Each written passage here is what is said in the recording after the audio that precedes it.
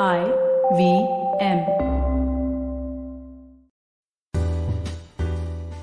I've seen protests before, even participated in some when I was younger, and mostly, you go to a protest site, and if you're in the middle of the people who are protesting, what you feel in the atmosphere around you is that very sharp edge of rage, if you will, a kind of almost inchoate anger. At Shaheen Bagh, though, if you were to play word association, the first word that comes to mind is peace.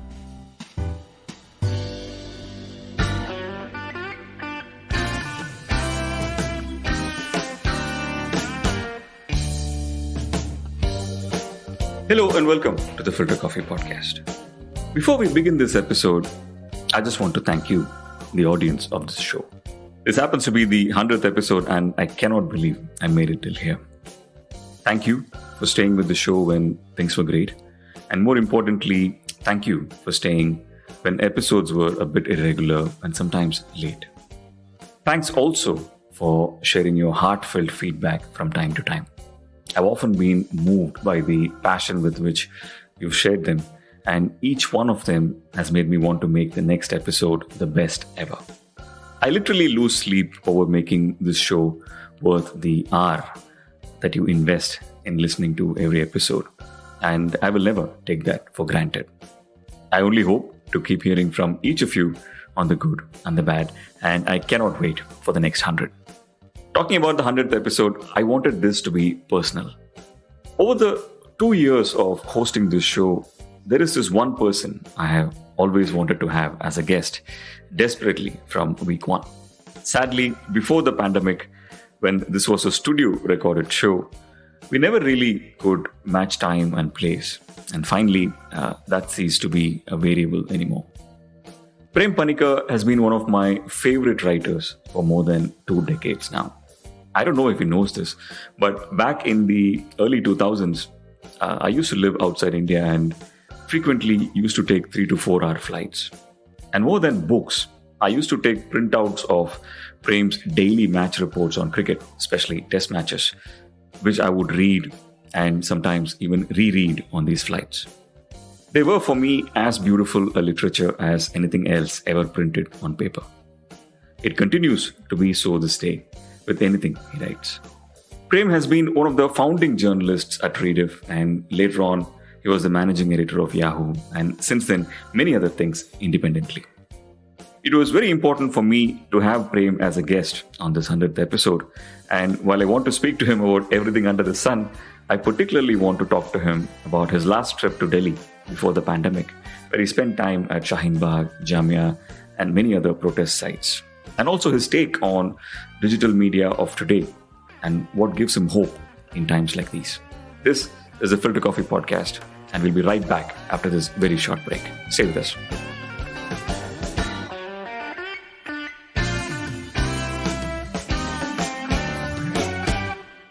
Welcome to the Filter Coffee Podcast, Prem. How are you doing? Doing good, mate. I think the last time we spoke, it was over about a dozen beers. Unfortunately, this one is with a bottle of water, but otherwise, yeah, all good. Yes, it was this balmy Bangalore evening, and I think we met at the ITC Gardenia and talked about everything under the sun over I don't know how many hours and beers. But Prem, I want to start this episode with what's happening in the World Test Championship. It's day 3, and His Holiness Kane Williamson is at the crease. What do you make of this bizarre Test match? Well, I suppose it's, the World Test Championship, I would imagine, deserved better than what it's getting, which is more rain interruption than actual play. Both sides are in some kind of a holding operation, and they have been throughout. I suppose it's a function of you can't really work to a plan because you don't know when the next interruption is coming. So I remember reading someplace that this is the slowest run rate there's been in tests in England, like in forever. So it both sides. It's a kind of Mexican standoff happening right now, and frankly, I haven't.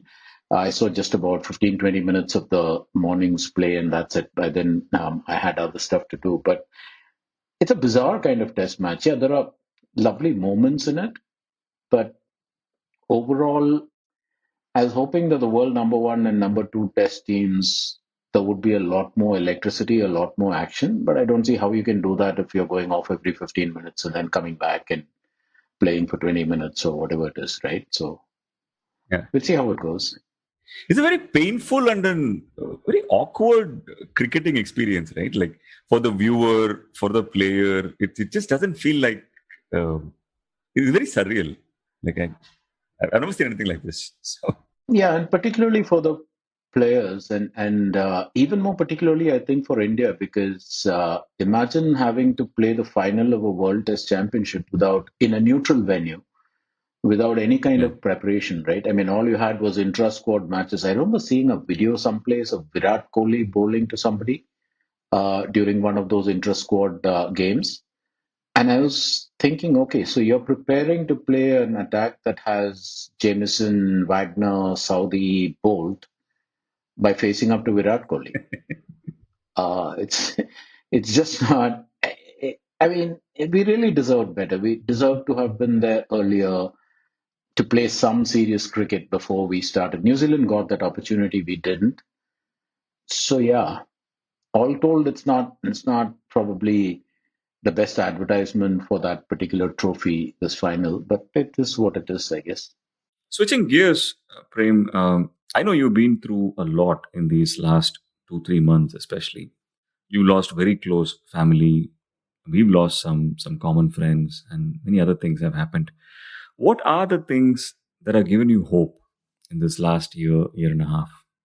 Well, I mean, I suppose whatever hope there is somewhat tenuous. It's a desperate sort of clutching at straws, and that would be the fact that as everything else around us collapses, as we get pushed into a world that we never were prepared to handle, there's a growing sense of community. Hmm. One of the things that I've noticed over the past few months is people reaching out to one another just randomly saying, "Are you okay? Is everything fine? Do you need to talk?" People. Um, I've had calls and made calls to people who I know, but who you don't usually get in touch with unless there is something. But here, these random reach outs and stuff is probably the only thing that is giving me a bit of hope, because imagine if even that didn't exist. Imagine if even that sense of community, that empathy, that sharing of problems didn't exist. I doubt that I certainly wouldn't be able to cope with all the stuff that I've personally gone through starting from I think June of last year. So yeah, that's just about the thing. The rest of it is just downhill, I think. Yeah, I think somewhere I thought, and I just mentioned this to someone recently. There seems to be like this, especially in the second wave, more than the first wave. There is this network that seems to be binding all of us. It seems to be almost a network of grief, so to say. Right? Like all of us have sort of experienced similar emotions, similar losses, 1 or 2 degrees away. So everyone seems to be relating to that operating system, isn't it? Um, Yeah, and yeah. I suppose it's also this, right? I mean, the first wave, yeah, okay, a pandemic came, it was global, all of that happened, and then towards the end of February, early March, and all that, when the okay, data as far as cases are concerned is very, very iffy. But since that's the only thing we have to go by, I think the national daily positive count had slipped to under 9,000 in the last week of February, first week of March. And there was that moment when you thought, okay, we've all suffered losses and we're dealing with the aftermath, but maybe the worst is behind us. And then the second wave came and it was worse than the first one. And suddenly we realized, I think collectively, that we just couldn't do it alone anymore, or Yeah. that we had exhausted all our internal reserves and desperately needed somebody to hold our hands. And equally, an awareness that there were people out there who could use a sort of comforting hand on their shoulder, or a phone call, or an outreach or whatever. And yeah, I suppose that's it. That descent from the first part, it was something hitting us out of the blue.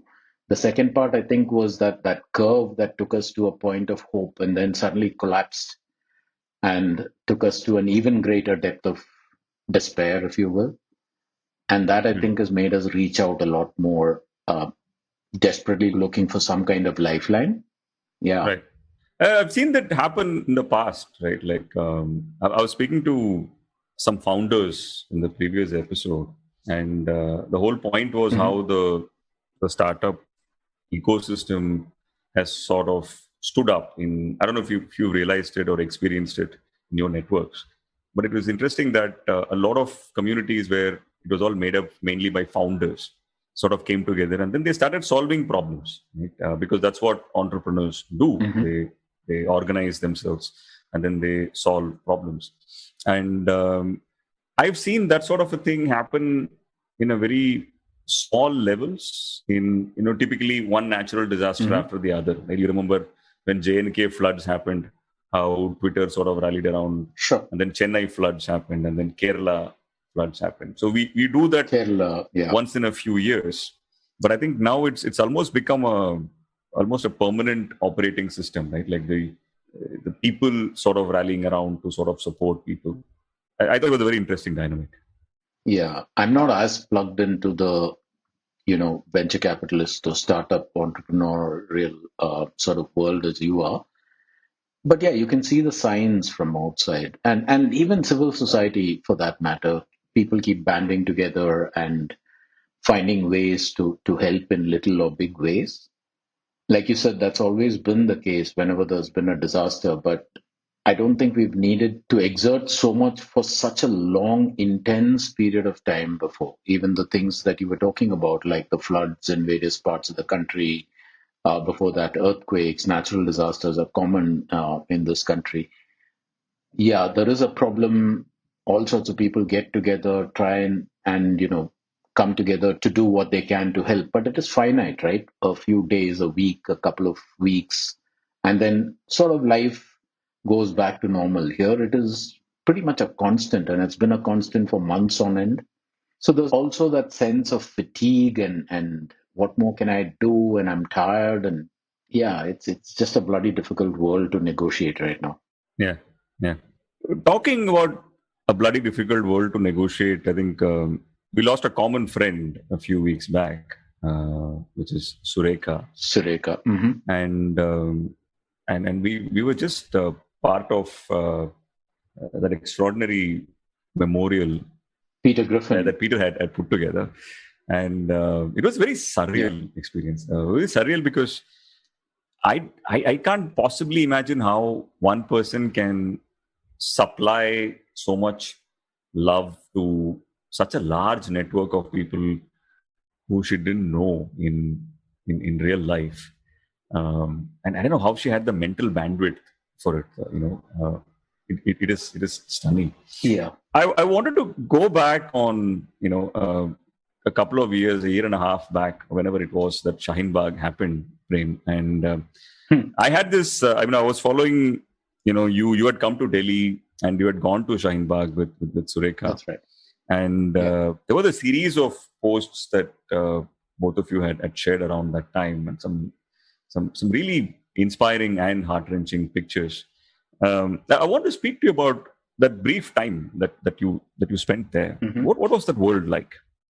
Well, so it wasn't just Shaheen Bagh. What I was doing was basically wandering around Delhi to various protest sites and you know how Delhi was at that period. This is late December of 2019. Every morning you would get these messages either on Twitter or through WhatsApp or whatever saying there's a protest here and there's a protest there. And I remember some 2 or 3 days where I was literally going from one place where they had a protest at 9 o'clock in the morning and then getting to the next place where there was a protest at 11. Um, it was breaking out all over the city. And a lot of them were kind of diffuse and disorganized, if you will. It's just people wanting to get together and protest, and the cops pretty much blocking every possible route, and then people realizing that they could go nowhere. So you just shout a few slogans and you're done. Uh, but Shaheen Bagh and Jamia, where also we spent a lot of time, Hmm.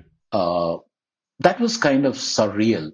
I've seen protests before, even participated in some when I was younger, and mostly, you go to a protest site, and if you're in the middle of the people who are protesting, what you feel in the atmosphere around you is that very sharp edge of rage, if you will, a kind of almost inchoate anger. At Shaheen Bagh, though, if you were to play word association, the first word that comes to mind is peace, and that's an odd word to think of in relation to a protest, but that's what it was. When you went to Shaheen Bagh, for instance, and there was this tent in the middle of everything, which was the hub around which the entire thing revolved. Around it, there was a whole lot of activity. There were people coming and going, people who just wanted to be there to express solidarity, whatever. Even protest tourism, to be frank. And then on the periphery, you would have, vendors are selling their tea and sweet potato tikkis, and the vendors and customers are having their own conversation. There are volunteers running around. There are these community kitchens that are buzzing with activity. But at the very hub of it, where you expect the most amount of activity, if you will, there was a sense of calm. It was just those women sitting in the pandal. They were focused on what they were there for. Various people came and spoke to them and they listened. But even when nothing was happening, when there was nothing, no VIPs were coming to address them, or there was nothing happening on stage, there was this calm, quiet persistence, which oddly enough, yeah, there was a sense of, they were stoic, they seemed implacable, they seemed determined, focused, and completely unmoved by all that was happening around them. It is not like they were looking around to see who was there. I was there when television cameras came, and they weren't even looking at the television camera. They were doing what they were doing, which was sitting quiet, at best talking among themselves or listening to what was going on, and that's it. And along with peace, the next word that kind of occurs to you is affection. Uh, when you spoke to them, to those women, it didn't matter whether you spoke to the dadis who were sitting in front and who constantly appeared in our media reports, and you saw their faces on television, or if you spoke to the ladies sitting right at the back. Normally, there is a transactional element to it. When you are a protester and somebody outside comes and starts talking to you, it's a question and answer. Why are you here? What are you doing? What do you think the result will be and stuff? This wasn't transactional at all. At least that was my experience. Then you went up to somebody, it was like, how, beta, beta. And they would ask you if you had tea or if it was that time of the evening or night or whatever, have you eaten something? It felt like family. There was that kind of a vibe. And you didn't ask questions and get answers. It was kind of a conversation. They were as interested in your views as you were in theirs.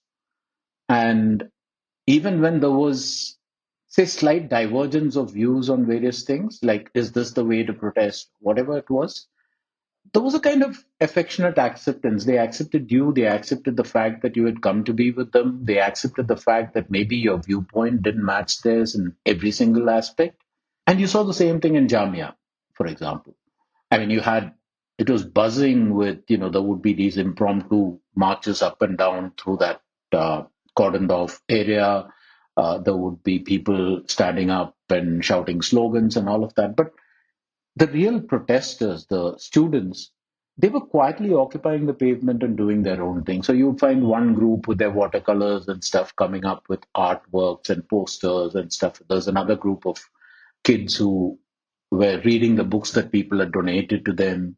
A third group was busy talking about how to set up a website, maybe, or what is the best way of telling their stories, because they felt that the media story was very one dimensional or one sided.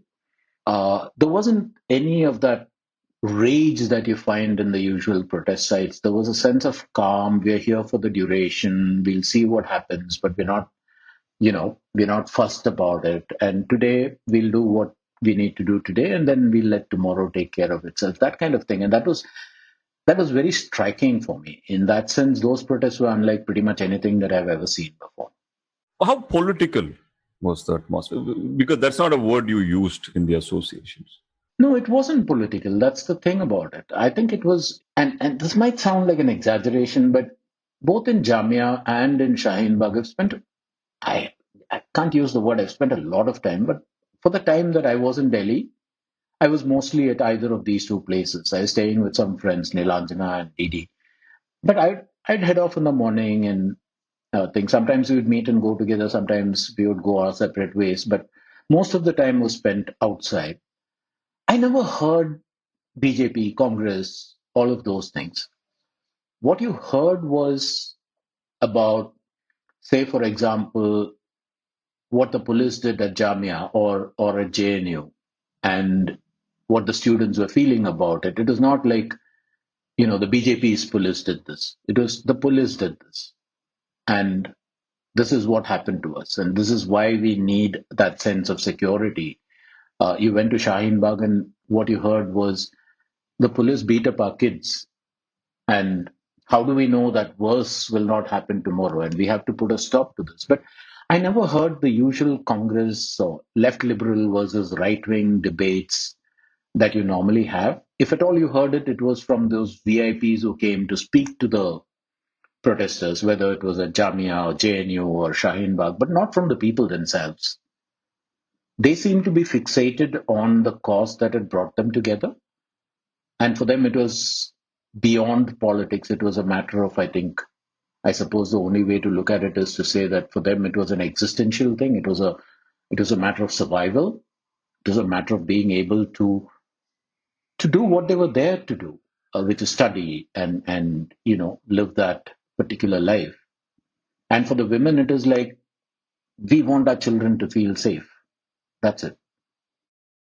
You know, I've, I've started to appreciate the word energy of a place a lot more in the last few years than I did for most of my life. Right, I can't wrap my head around exactly what it is, but there is something there. And what really struck me about these protest sites, and I grew up in Chennai, right? And like you said at the beginning, for me, a protest means something where you go and you shout, right, at the top of your voice Yeah. until you can't shout anymore. There's a lot of anger, and eventually, there is a police lathi charge or something like that. And what struck me about this is there is a library that is being set up here, right? And there are things that are happening. There's poetry which is being written on a placard. There's art. It's almost people treating it like an installation. Um, I've not been to Tahrir Square. I've only read about it, but this seemed very out of the ordinary, right? Like, how did that come to happen? Is this the normal state of people, or was something different happening there? No, I agree with what you're saying about the normal nature of protest. That's why I think right in the beginning when you asked me that question, I said, oddly enough, if you play word association, peace is the first word that comes to your mind, and it's not a word that you normally use in context of a protest. How it happened, I don't know. I don't know if it is the one of the things that is remarkable about the protests that happened during that period, the anti CAA and RC protests and the anti police thing and all of that, was it was in a sense leaderless, right? Hmm. Sure, I mean, everybody focused on those two or three women, elderly women at Shaheen Bagh, but it was not like they were leading anything. They were there. And because they were the senior citizens, they were given a certain degree of respect and stuff. And because they were right in front, they came before the cameras. But it's not like they were leaders of this protest. Everybody was equal in that space. Similarly, when you went to Jamia, it's not like the kids were coming together and planning and saying, okay, you lot do posters, we will do something else. It was like little groups coming together and deciding how they wanted. So, what they were clear about is that we are protesting. We are protesting by sitting out on the pavement. But beyond that, what we do, it was like little groups deciding to do their own thing. So, like you said, there was one group that decided to read, and then somebody said, okay, fine. If they are reading, let's get them books. So another group was calling out for volunteers for books and stuff like that. Same thing happened in Shaheen Bagh, for instance. There was a lovely library that over time came into being. So it was kind of A, it was leaderless. B, it was again an odd word to use for protest, but it was a pacifist protest, really. It was just, I imagine this is what it would have been in the time of the non-violent protests against the Mhm. British, where you just sat there and said, okay, fine, I mean, you do what you want, but we're not moving. So that period of time when they tried to get the women of Shaheen Bagh out and they surrounded them with, an influx of cops, suddenly on both sides, and there was all that talk about the cops are going to come and move everybody out. You saw the people around them being a bit worried, tense, but within that tent, it was absolutely calm. It's like देखा जाएगा, जो होना है उस वक्त देखा जाएगा kind of thing. There was a kind of calm acceptance. There was like we are not moving. Now you do what you want. Mm. That kind of mix of calm and determination, I thought was the standout feature of Right. this particular protest. Yeah. One of the first things I read in news after the lockdown happened, I think this is early in March 2020, was the police going Hmm. and whitewashing all the walls where all this art Yeah. is there, right? And you spoke about Delhi at that time, where these protest sites existed in different places, etc. To me, I feel one of the greatest losses because of this pandemic was the opportunity of what could have been achieved by the civil society and by people rather, um, if this had continued. Right? What do you think would have happened had this persisted on and there was no pandemic? I don't know. At some point, see, as far as the people were concerned, and we're talking of at least, I'd not just visited Jamia and Shaheen Bagh, also JNU, but here in Bangalore, there were constant protests. I was in Chennai for a bit, and I'd been to some of those protest sites as well. I think, as far as the people were concerned, it was like, okay, we've been pushed to a level where we cannot take a backward step anymore. We've come to that point. So we have to draw a line and say, okay, now it's, either you do what you want or you do what we want. And I think they've just continued until the government went they had two ways of going, right? One was just extreme violence, bring the riot police in, kick everybody out, and then see what happens. They already tried that in Jamia, they tried that in JNU, and what happened was everything multiplied. So I don't think that was an option for the government. And I think the government already started realizing that because if you remember the kind of comments that were being made officially at that point of time, it was like, but nobody is saying anything about the CAA. We haven't announced the rules. We haven't instituted the NRC. What are these guys asking about and stuff? Yeah. So, on the one hand, they wanted to bring it in through the back door, but I think there was a realization, a growing realization in the government that they can't really enforce this.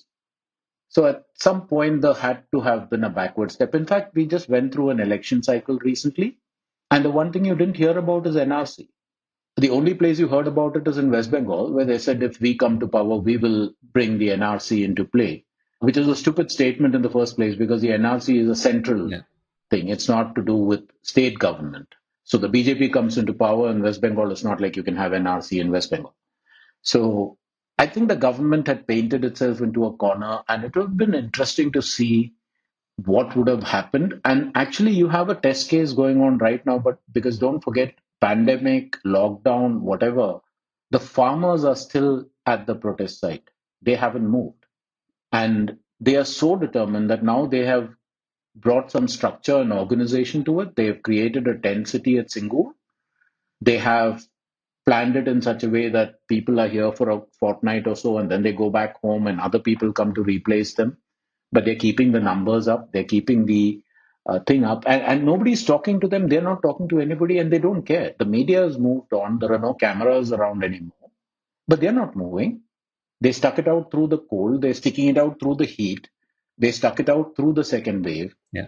So I think collectively as a country, different groups, students, women, farmers, ASHA workers, for instance, so many different groups have this feeling that they have been pushed to a corner and there is no place for them to retreat anymore, and therefore it is time to make a stand. So yeah, I think that's where we are at right now. You spoke about the media having moved on from the coverage of the farmer protests. And media is as much a part of the story as the protest itself, isn't it? You've seen the evolution of digital media in this country from very close quarters, right? Pretty much from its inception, from Rediff in the early 2000s to being the editor at Yahoo, and then as an entrepreneur with People. How has digital media evolved in these 10 years? You also have a global perspective thanks to your time at India Abroad and Yahoo and many other reasons. Tell us how things have been different. Tell us how the Indian journey has been different as well. Look, the question is about how we are doing journalism, but unfortunately, the answer is more on the lines of what Bill Clinton famously formulated, right? It's the economy is stupid. I think everything that you're seeing externally in the media, what they're concentrating on, what they're doing, what they're not doing, it all devolves or it all goes back to the economics of media. And it's interesting that you brought up the last 10 years because that is more or less where, and look, you still are with Group M. So you know how that part of the ecosystem works. In the early days of the internet, it was fairly simple. If you racked up page views, that is, if you created a site that people visited and people consumed content off of that site, then you made money. You didn't make fortunes, but you made money because page views sold. But that was the old newspaper paradigm translated to the internet, where banner ads instead of your half page or quarter page ads or whatever, it was replicated by banner ads and stuff. And one of the things that has happened, at least to my way of seeing it, in digital media is that the people who are in charge of strategizing for the various media houses are people from a print background. And when that switch happened, when brands, for instance, realized that your banner ads and your click throughs and stuff were not doing it for them anymore, when they wanted more proactive forms of advertising, when they wanted more bang for their buck, literally, the media houses did not quite know how to respond, how to create value for the advertiser. And at that point, it all started going downhill because if you don't create value, the advertiser is not going to put money anymore on the table. I mean, the days of banner ads and selling page views and even selling unique users and stuff are gone. They've been gone for quite some time. I don't know why I'm preaching to the choir because this is your wheelhouse. But anyway, so what has then happened is that the readership is shifting to digital. There's absolutely no doubt about it. Every single survey tells you that every year it is the shift is in millions, highly quantifiable. It's not a small shift anymore. At the same time, digital media, even the kind that is put out by legacy publications, whether you talk about Times of India or Hindustan Times or whatever, they are still stuck in that mold of our newspaper is precious. We need to protect that brand, and digital is an afterthought. So they are neither fish nor fowl because the newspaper readership is declining, newspaper advertising is declining, readership is going digital. You are not doing enough to bring digital up to the level that the big brands will be interested in putting big bucks behind. Right. So, what is happening is that every year your bottom line looks worse. And how do you solve a declining bottom line? By getting rid of staff. And one thing I've noticed about the media is the first people who get sacked are the journalists. And typically, it is the senior journalists because they are the ones who are paid the most. So every year, the media houses are bleeding experience, bleeding years of look. If a media house invests in me and I work for them for 10, 15 years, it's not just what I'm bringing to the media house, it's also what the media house is bringing to me. It opens up a world to me, it gets me an entry into all sorts of worlds, it gets me contacts. I become a database that is invaluable to that media house, and then you say you don't want me anymore. I walk out the door carrying all of that with me. Hmm. And what is left are young kids who haven't built up that storehouse of knowledge, that ability to reach out to get what you want and stuff. And the numbers in the newsroom are also shrinking, right? So today, if you go to a news meeting in a media house, most of the time is spent looking at an Excel sheet. Right. What was yesterday's page views like? What was, are we going up? Are we going down? What is the, how much more to get to the quarterly target? But the one question that is not being asked is, if you get all these page views, what are you going to do with them? Who's going to put money to make it worthwhile? And until you start asking that question, your bottom line is going to keep going down. So today, particularly the legacy media houses with their digital presence, they are dependent on only one surefire source of income, and that is the government, which is probably one of the top five advertisers today. Easily. If you're on their Yeah. good Yeah. side, you at least make, yeah. In fact, I was going to say top three, and I think they will probably be in the top three if you combine the center and the states together. So you've come to a stage where your existence is dependent on the goodwill of the very people whose, and your job is to question those people. It is a dichotomy that you cannot resolve. I can either take money from you or I can scrutinize your actions. If it is good, yeah, I can say it's good. If it's bad, I can question it. But we've lost that questioning ability. So it's not just the farmers' protest that we're not talking about. Hmm. It's pretty much any issue of substance Yeah. because you never know what will offend somebody sitting in Delhi, and therefore you play safe and you just skim the surface. Don't offend too many people. So you're losing at both ends. The quality of your content is declining. The quality of your leadership, the people whom you've nurtured, the journalists whom you have supported and nurtured and taught and brought upskilled, you're losing them. Hmm. So basically, I mean, it's just downhill all the way. If I were to go back to your Rediff days, now it's important to remember that that was a pre-Facebook era. It was barely a post-Google era. When I look back now, it was such an original Indian idea with content made for this country. Compare that to now, very few quintessentially Indian ideas have continued. If I look around me, we have a great deal of aggregators and technology interventions, but just one or two of uh, surviving Indian ideas like that. Everything else is an Indian version of something that is American mostly. Right? What do you make of this? Yeah, what happened in between is that, see, one of the things that is difficult to explain is if you're working in, say, print or television, and if you think of the time before the internet happened, one of the less noticed features about those two mediums is that any disruption, any change takes literally decades. I mean, think about print, for instance. What was the last thing that happened in print journalism in terms of a technological point of view? See, you come in, you do your work, there is a process to it, right? There's a way you make the pages, there's a way it goes to the press, there's a way it gets circulated. All of that is cast in stone. What comes along to disrupt it? After, say, for instance, facsimile publishing, which meant that you didn't need a central press, you could print lesser amounts, but closer to your, audience catchment areas. After that, there's nothing that has come into print that has caused us to think differently, right?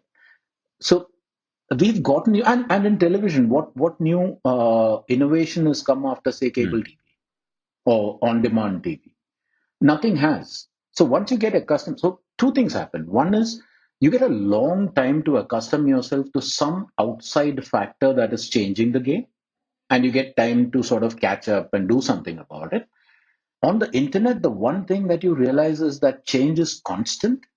You can spend a weekend or a week even at some offsite saying, okay, this is the state of play right now, and how do we optimize and what do we do, and come up with a great strategy. And chances are that 2 weeks later some new thing comes up on the internet which completely changes the game. So from rigidity we've gone to a world where we need to be hyper flexible. You talked about, say, that period in Rediff when you said it was tailored for an Indian audience. But think of the period immediately before that. When we launched, we knew there was no Indian audience. So then we are asking ourselves the question, our audience is based abroad. What do they want? They want to know what happened in India over the last 24 hours. How do we provide it to them? So that was the structure of Rediff. And then in the early 2000s, the Indian audience started kicking in to the point where they started leveling up with or even exceeding the US audience. So then we had to rethink and say, okay, what is it that the Indian audience wants? Because that guy has woken up, he's read the morning papers over a cup of coffee. He doesn't want to see the exact same thing on the net. So how are we going to freshen it up? What are we going to offer? Some of the things are obvious, like you do running commentary on games and things like that. But even in terms of news, you have to think in terms of you are talking to somebody who already knows what the news is. Therefore, and you can't just give him, Salman Khan early in the morning. So you have to think that way, right? The point is you had to constantly evolve. And from that point of view, now, if you use the Wayback Machine or one of these things and you look at almost all the websites, including, I know you mentioned a couple of them on the digital space that are doing okay. Where is the sense of evolution? Where is the sense of catching up with or going ahead of the technological curve? You're still doing print, for heaven's sake, except that you're doing it on digital media. And occasionally, as a nod to the capability of digital, you stick a picture here or a small video Yeah. there or something. But you're not digital media at all. You're not. Because digital media is an entirely different thing. It is a mix of all of these things, but it is not just a template where there is text and there is an image and there is a small video. That's not digital journalism at all. But that's all you're doing. So basically, you're falling behind. And I mean, you were behind the times, say, 5 years ago, 10 years ago. And with every new thing that is coming up, you're falling even further behind.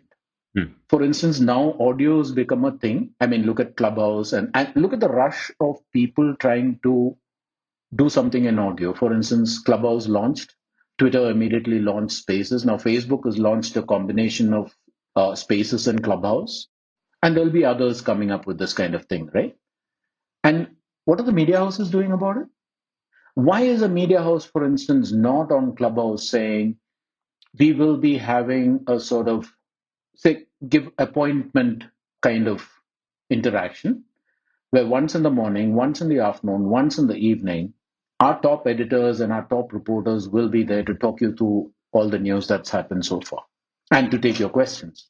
Why are you not expanding? Why are you still thinking in terms of you come, you type something on the thing, you put it up, and then you frantically look at your servers to see Hmm. how many page views you're getting? Which world are you living in now? So yeah, I think that's where the problem began. That our mindset is frozen in a pre 2000 era, and we're now living in 2021. That's 20 years behind the curve that you are as an institution. You mentioned audio, and it is a medium that has always fascinated me for obvious reasons. I genuinely feel India has always been and will always be an audio first country. But strangely, we've never seemed to have used it efficiently for journalism of any kind. We've never had an NPR moment in India, even today, isn't it? Well, I mean, Rediff back in 2000 experimented with audio with the Rediff radio thing. I remember doing an entire World Cup audio commentary.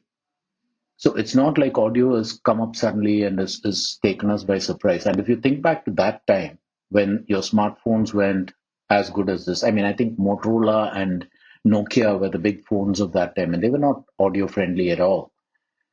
But what I remember is when we launched that service, the traffic was through the bloody roof. People were willing to listen to audio on their laptops or their work computers or whatever it is.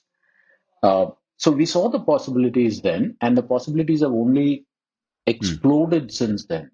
To your question of if I were running a media house right now, how much of a primacy would I give audio? I think the answer to that is I would say that audio is important, but I wouldn't do what media houses are mostly doing these days, which is ticking off boxes. Oh, we need audio, so here is a bit of audio. We need video, so Hmm. here are some video things. It is like you use something the right way. I'll give you an example. Let's assume, for instance, that, see, I'm a news site, right? I mean, you said if you were editing a news site right now, Yeah. how would you handle it? My workflow would probably be something like this. Let's assume, for instance, that something major is happening. Let's say, for instance, that the Supreme Court is hearing a case that is relevant to everybody around the country. Some major thing is being discussed over there. Then, before the hearing begins, I want the reader to have a sense of what the issues are at stake. And I want that sense to come from somebody who knows what is actually happening. Not a journalist writing about it, but a good constitutional expert, for instance, if it is a constitutional question, right? That is the start. For you to follow that Supreme Court hearing, you need to be abreast of what the issues are and what is at stake for you as a citizen. So that is the first thing I would give them. Now the hearing begins, right? I would want as close to a ball by ball play as possible, like Live Law is doing right Yeah. now, for instance. 2, 3 sites that are doing it. Bar Article and 14 is bench. doing it. Yeah. Live Yeah. Law is doing Yeah. it. Bar and Bench is doing it, yes. So I would want that. I would want a constant stream of inputs, right? Now, at some point, the court hearing comes to a stop and it is frozen in a point of time. What does the reader want at that time? He wants to know, okay, this is what I can see from the live stream, what the interaction was, what the SG said, what the other counsel said, what the court said, all of that. I want to know what it all means. Who's going to tell me this? Again, it's got to be somebody who was in the court, who's a lawyer or somebody like that, right? So let's say that it is a constitutional case and say an Indra J. Singh or a Gautam Bhatia or somebody of that stature is in a position to explain this to me. So what does the old world journalists do? They call up one of these people, like you call up Indra and say, hey, can you write a piece for us explaining what happened in court today? And what is Indra's response going to be? She's going to say, I'm in court right now. I'll probably get home at 6 in the evening. Give me some time to, sort of settle in, and then I'll send a piece to you by about 9:30. Look, the hearing got over at 2 o'clock in the afternoon. And your explanation of what this means to me is coming at 9:30. Then I have to edit it and put it up, which is the antithesis of the digital world. What would I do? There are things like Zencaster and stuff like that, where you can do instant podcasts. I mean, this one is being done in a studio setup, but you don't really need a studio setup, right? And Zencaster is a simple matter of you start a podcast, you get a link, you send it to the other person's phone. That person can just click on that link and talk to you on the phone.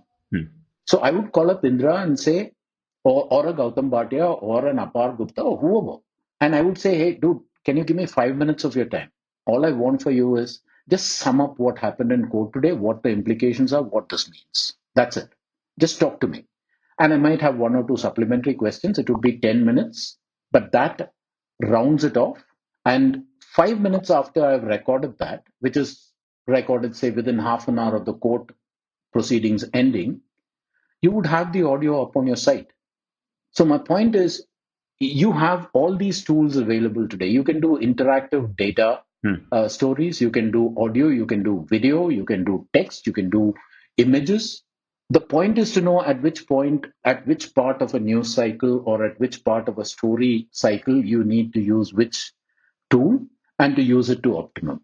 That would be the basic. And then you look at how to add on, right? So today there is a story that has gone out which is of importance. Like I said, I would have a clubhouse room or a Facebook audio thing or a Twitter spaces or whatever. And I would make my reporters and maybe a couple of experts available for people to interact with. Because increasingly, that is what readers are looking for. They're not looking at passive consumption of news anymore. They want to be part of the conversation. Yeah. Yeah. So even in a podcast, for instance, I would extend that by having today there is a podcast going up. 2 days later, the host and the guest and whoever else is relevant to that conversation comes on Clubhouse and it's an Ask Me Anything. Yeah.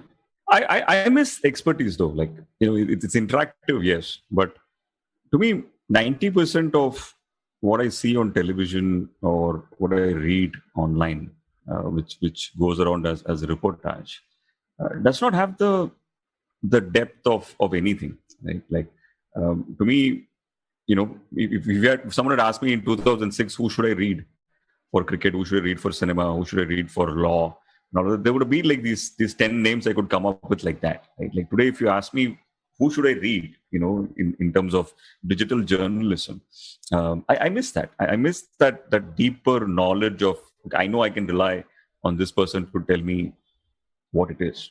Right? I don't know if you share that sentiment. Yeah, I do. And it's an interesting thing, right? Look at what is happening now. I follow a Gautam Bhatia, not a news site. Yeah. So anything that relates to law, I will go to a live law, I will go to bar and bench, I'll go to Article 14, I'll go to Gautam Bhatia, I'll go to Apar Gupta, all of those. I don't go to the media at all. So why is there the loss of expertise? It goes back to what I told you at the beginning. If you get rid of all your senior people, it takes time to build expertise, right?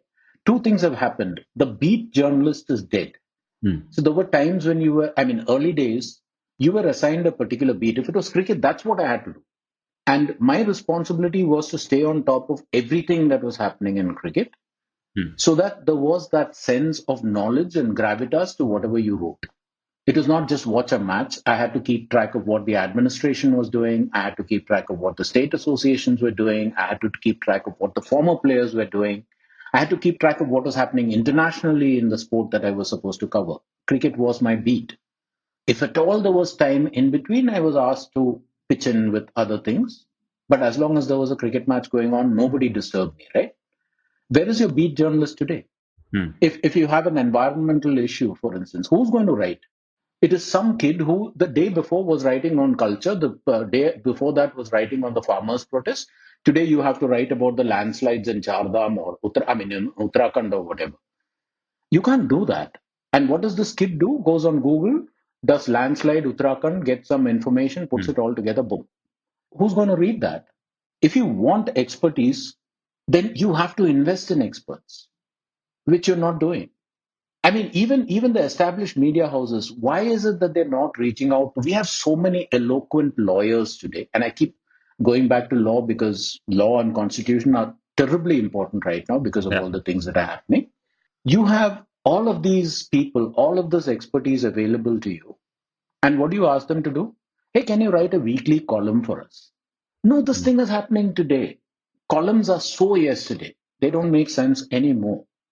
What does make sense is analysis of what is happening today being provided to you today in whatever medium it is. Where's that happening? Why is it that you can't record one of these people, put it out as audio for those who want it, and put out a transcript for those who want to read? Why are you not thinking? And you're right. Earlier, we didn't know that there was an expert possibility, right? It was what the journalist told you. And if the journalist was good, they talked to an expert and got some information and there were quotes and all of that stuff. But today, because of social media, because of how communications has opened up, the expert is accessible. Yeah. So why you're not taking advantage of that expertise is something that I just don't get. Going back to that time, right? Like in terms of what it takes, when you were covering cricket, for example, or sports for that matter, what did it take to be a beat journalist? How did you keep in touch with so many moving parts of that ecosystem? What was the rigor back then? Because that is all you had to do, right? That was your job. So how do you keep in touch? It's the way you keep in touch with any beat. For instance, we've had great crime reporters.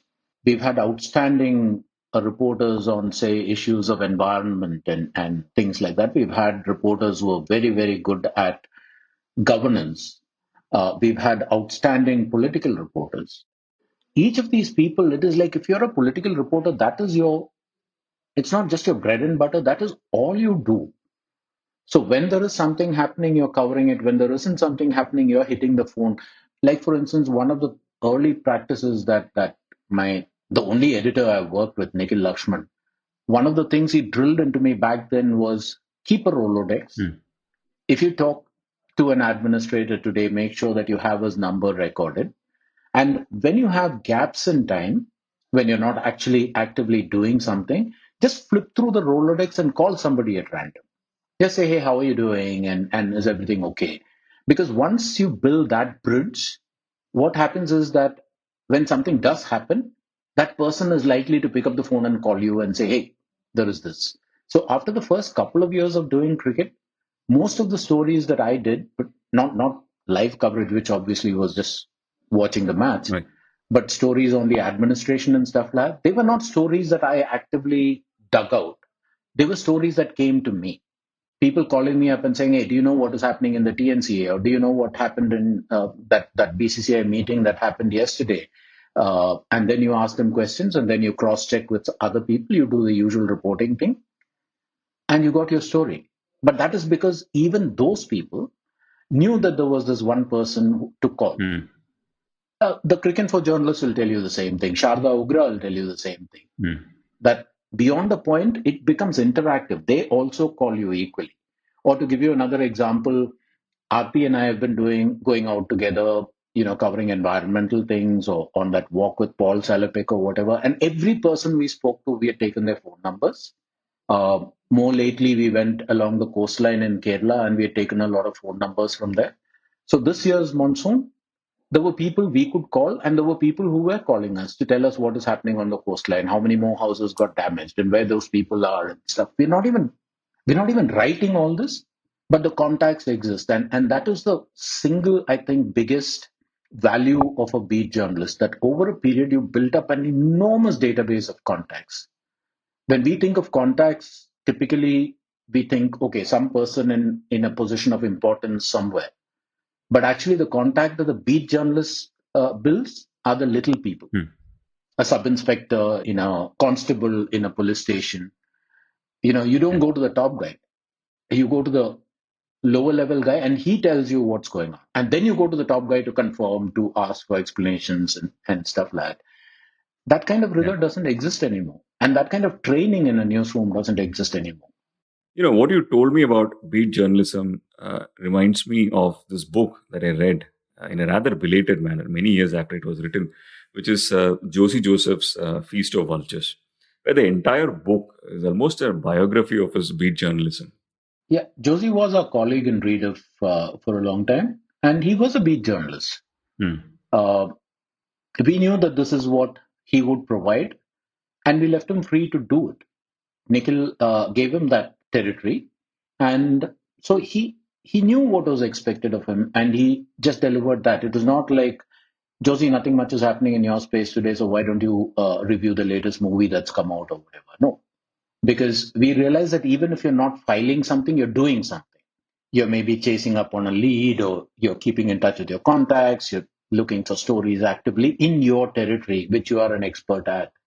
So all of these guys, yeah, Rahil Khurshid, for instance, used to be a journalist who worked with us.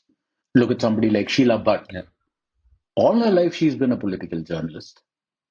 She continues to be a political journalist. She was a colleague of ours in Rediff. Hmm. Sharda Ogra, I mean, the ultimate sports journalist. And it's not just the cricketers, footballers stay in touch, wrestlers stay in touch. More often than not, it is those people who are calling Sharda as opposed to Sharda calling. You know, she's one of the few Right. beat journalists you have left in this country. And she's no longer with Cricinfo, by the way. So Hmm. Cricinfo has lost that entire, that domain expertise that she has built over what, 1989, I think, when she started work. 1990 when we started working together in Midday, but 89 when she actually began. Hmm. It's about 3 decades worth of experience there. Wow. It's priceless. Yeah. I mean, very few people I know in real life, cricket journalists, can talk about a MotoGP and also talk about a schoolgirl football tournament in the Northeast. Yeah, exactly. Prem, so what's keeping you busy now, Prem? Like what's next? What are you spending time on? Well, right now there is this gig that I have to do. It was announced in public, so I can say it. Me, Amit Verma, Sara Rai, Shanaz, and Annapurna Garimella. We are all part of the JCB Literary Prize jury for this year, which basically means that every week we get to read 5 books, and every Friday there is a 2-hour jury call where we talk about these books and decide whether it makes the cut or not. So that's been going on. I think we'll end up reading about 50 to 60 books in the thing before we come up with a short list and then the eventual winners. And in the time that remains, there was this project that Aarti and I are very keen to do. which is explore the 7,400 kilometers of coastline, because coastal erosion and the ramifications inland of coastal erosion is an enormous story. From the point of view of a digital journalist, it's a brilliant story to tell simply because it brings into play every single thing. It brings data, it brings video, it brings images, voices, text, all of that. The number of ways you can tell that story include, say, daily updates, minute by minute updates, live broadcasts at times when you're in specific places, long form narratives, books. It's all it's all there. But from the point of view of someone who is concerned about the world that you live in, when you say something like Kerala has lost 63% of its coastline over the past 15 odd years, imagine if a country were to say 63% of its land is lost. I mean, if somebody had captured it, there would have been a war going on right now. But here, just because it is unseen or at least not talked about as much, it's just happening, and lives are getting destroyed. An entire environment, an ecosystem is getting destroyed. Means of livelihood are disappearing. So yeah, that's something we want to do. Unfortunately, that involves intensive travel and the antithesis of what is possible in the COVID world, which is, you're with people all the Right. time in close contact. You're not living in these sanitized environments. You can't just move from five-star hotel to five-star hotel. Basically, what you're doing is walking along the beach. Yeah. If at all you need some kind of shelter, finding a small lodge somewhere or something. So yeah, hopefully at some point we'll be able to do this again. But and also ideally getting somebody. For the uninitiated, what is happening? Is it purely an impact of climate change, or is there more? No, it's not climate change at all. It is the trigger actually is all sorts of construction, whether you're talking of ports, sea walls, whatever, happening in places where your own laws and your own environment assessment or environment surveys, etc., tell you that construction should not happen. Okay. A classic example is the Adani port, for Mm. instance, which is happening in a CRZ1 zone. So, what happens when you build a seawall is that basically there will be accretion on one side, but at the same time, erosion on the other, depending on the flow of the current, right? So, it has now become a vicious cycle where there is erosion. To prevent that erosion, you're building more Mm. seawalls, and every seawall you're building is accentuating the problem. On top of that, in order to build a seawall, you're taking rock from, say, Idiki or the entire Western Ghats and the Eastern Ghats. And now you have a succession of landslides being triggered. Again, to build these seawalls, you're dredging, which means you're deepening the area of surface water. The heat that is being generated is no longer cooling the way it used to. That is triggering, say, weather events. Mm. In the middle of all this are caught the fishermen who no longer have beaches to even park their fish in. I mean, Kovalam Right. Beach is the poster child of Kerala tourism. Go to Kovalam today, there is no beach. I mean, there literally is no beach. You have a beach Mm. front, but no sand. The adjoining beach, Shangumgum, is destroyed so badly that 2 years ago, the waves came all the way up and carved away three-quarters of the road, which was at one point about 1.5 kilometers away from the sea. Wow. And that road leads to the airport. Yeah, that is how far erosion has progressed and continues to progress. And every year you find these reports of 50 houses were destroyed in Virinjam and 40 houses were destroyed in the Chellanam region next to Cochin. Right. And all of these stories, but you're not connecting up these dots. You're not seeing what is happening. And that is just Kerala. Mm. Tamil Nadu has its own issues with coastal erosion and related events. You have the depletion of mangroves in multiple parts of the country and what that is doing. Goa is Yeah. fighting its own battles with coastal erosion and related events. So, yeah, that entire coastline is stressed. You have the Sagarmala project, which is just building after building after building with no idea of what you're building and why you're building it. So, yeah, it is a story that requires just intense, Mm. prolonged focus over an extended period of time. The trick is to get actually people interested in maybe funding it to that extent and thing, because it is going to be an expensive exercise covering 7,400 kilometers. We'll see how it goes. We have some preliminary funding that's come in, enough for us to start as and when conditions are conducive. So that's what we're waiting for. Wonderful. Prem, we usually end the episode by asking the guest what he or she is watching or reading or listening to. In your case, what you're reading should be a weekly podcast in itself. But do you have a recommendation on all three? Let's start with: Are you watching anything interesting? Have you caught up on the recent Malayalam and Tamil cinema that's been happening? It is making me very happy. Uh, Frankly, you know what?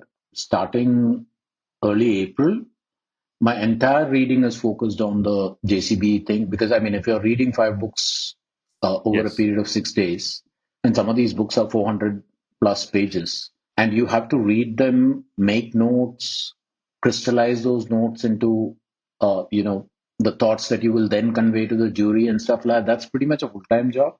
So the downside of this is that I've read almost nothing except the long form articles that I keep finding on both Indian and international websites, which I save to pocket and read late at night. My days are taken up reading these books, which I can't talk about for obvious reasons Yes. until the thing is done, Yeah. right? But and even watching movies, it's like I'm looking at 2.5 hours of watching time, and I'm saying, shit, that's half a book or three-quarters of a book that I should have been reading at that point. So a lot of things are parked that I should watch. I think the last one I watched was Joji, which I loved. But that was about it. I haven't been able to watch anything. I haven't been able to read anything outside of what Yeah. is dumped in my inbox by the JCB guys. So yeah, it's a very bizarre kind of time just now. Normally, my reading is more what I want to read, and that leads me to other things and so on and on, right? But right now, it's just these books, and yeah, the other part is we are in touch with various people relating to the coastline thing. So they keep sending you these research papers and PDFs and all of that. So that happens Right. on the side. But other than that, Yeah. no, man. Prem, this is the 100th episode of this show. And so I have to ask you, do you listen to podcasts much? Yeah, I do. I mean, I listen to the podcasts that give value. Actually, I'm not exactly a stranger to your podcast either. When you started out, you'd sent me these links and I'd been following it. And like I said, the last 3, 4 months, it's been very bad for me, even in terms of listening to podcasts. But yeah, I mean, I've been following your podcast when you started, Amit's podcast, obviously, from the time he started. I told Amit this that at that point in time, strangely, I wasn't quite sure whether this model would work, whether people would have the time and the leisure to listen to 2.5 hour, 3 hour podcasts that go deep into, the subject of that particular week.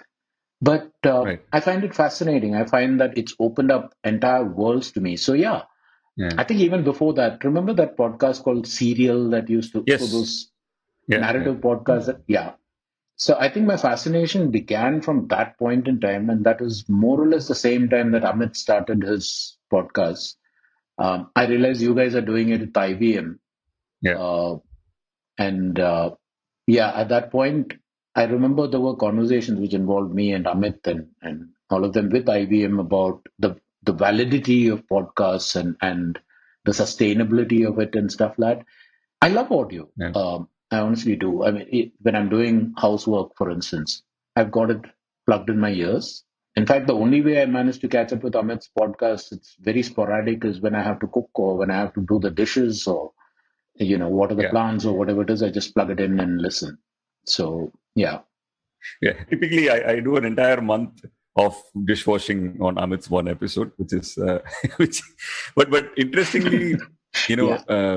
the way I got introduced to Amit's show is so my wife and I, one of those few years back, decided to drive once from Delhi to Chennai, and we, instead of just rushing Mhm. through it, we spent time. We spent about 8 to 10 days doing this, which meant that we stayed at different places, Bhopal, Gwalior, Nellore, multiple places, and Nagpur, and all of that. And two Mm. things completely amazed me about that trip. One is, with the exception of the occasional musical relief, we largely listened to only podcasts. And on that trip was the first time I listened to Amit. So I think I exhausted some 15 to 20 episodes back to back to back because it is in the zone that both of us, Soumya and I, sort of enjoy. Mhm. And the other magical thing, of course, was I was streaming this, and through the entire drive, I had enough connectivity thanks to Airtel to sort of stream the whole thing. But yeah, been a fan of Amit's show since then. And one of my biggest questions that remains unanswered in this universe, and it is stunning in how surprising it is why is there not a Prem Panicker show in this planet yet? And I hope to hopefully we'll fix that problem soon. Yeah, we'll see. I mean, I haven't done any audio except yeah, back in the day doing live commentary, voice commentary, and more recently appearing on podcasts like yours, Namit's, and a couple of others. But I actually found the clubhouse cricket stadium thing quite engaging. The watch alongs that they do when matches are going on. So people like Arjun Menon, who's producer with Star, is on, and Ankit Mishra, he Yeah. works with Red Bull. They're the prime movers behind this whole thing. And I found I enjoyed the thing of there are a lot of cricket fans around and they're commenting on what's going on. And at the same time, there are occasions when somebody's asking you a question. It could be about technical things to do with cricket, it could be reminiscences or whatever. And I found the interactivity very engaging. So for some time now, I've been trying to think in terms of, yeah, just me and a guest, maybe, but I'm trying to think of what comes next. What is it that what is the next level of that? How do you bring in an engagement element, an interactive element to it? We did this thing during the 2000 World Cup where we had an in between show, which was lunch, Yeah. where people could send in their questions, either audio, where they could record, or you could send an email. And there were three of us. Krishna Prasad, who then moved on to become the Outlook editor and all of that, who's now, I think, head of digital for the Hindu group, and a guy called Mahesh, who then moved into the movie circuit out of journalism. And one of us would read a question, the others would answer, and it was fun, it was engaging. We started having regular people, not just following it, but even responding to the things that we were doing, adding on to the jokes that we were making during this thing and all that. And for me, it's always what is the element that takes you from a passive listener or a passive consumer to an active participant? And I want to find that sweet spot. So let's see how we go. Beautiful. Prem, thank you so much for your time. It's absolute honor to have you as a guest on this 100th Pleasure, man. episode. Thank you. Speak soon. Yeah, and congratulations on the 100.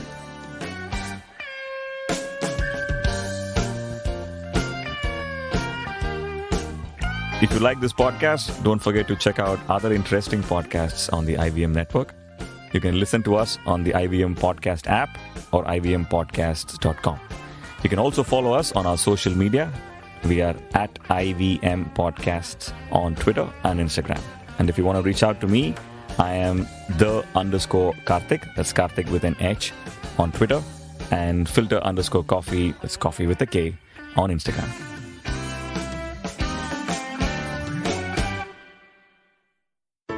I hope you enjoyed that show. If you aren't following us on social media, please do. We're IVM Podcasts on Twitter, Facebook, and Instagram. I'd like to thank the sponsors on the network this week, Cred and Thea. Thank you so much for making this possible. We've had an amazing week on the network. Do check out The Note with Mahrukh Inayat. She speaks to Prabhat Kumar, the man leading child protection at one of India's leading NGOs, Save the Children. On The Habit Coach, Ashton was joined by Rajat Mittal Shah to talk about some superfoods in Ayurveda like turmeric and ashwagandha. On Paisa Vaisa, host Anupam Gupta has a digital gold special in two parts, one with Ashraf Rizvi, founder and CEO of Digital Swiss Code, and Gilded, and one with Deepak Abid, co-founder of India Gold. Listen to the first part of the Father's Day special of Agla Station Adulthood with Natasha and her father, Dr. Vipul Roy Rathod. You should also check out Cyrus Says' episode with Mukul Chadda. He talks about upcoming shows Sunflower and Sherni. Our Kannada podcast, Thale Artist, celebrates 100 episodes, and we had a reunion of hosts Pawan, Ganesh, and Surya who shared their favorite moments from the past. Shiva Mehta is back with the second season of Smile India. The show is available in both English and Hindi. On this episode, she talks about the conversion from bag teas to bagless ones and how we should ditch the plastic and have a great tea experience. And with that, I hope to see you again next week. We live in an age of disruption, of immense change in every aspect of work, life, and business. But is the old way of doing things truly dead? And are we ever going to stop saying the new normal? Join me, Varun Dugirala, on Advertising is Dead every Tuesday as I talk to entrepreneurs, leaders, creators, and change makers from across business, media, marketing, and beyond to dig a little deeper into how we got here, what we're doing now, and where we're headed. You can catch all the episodes of Advertising is Dead on the IVM Podcast website, app, or wherever you get your podcast from.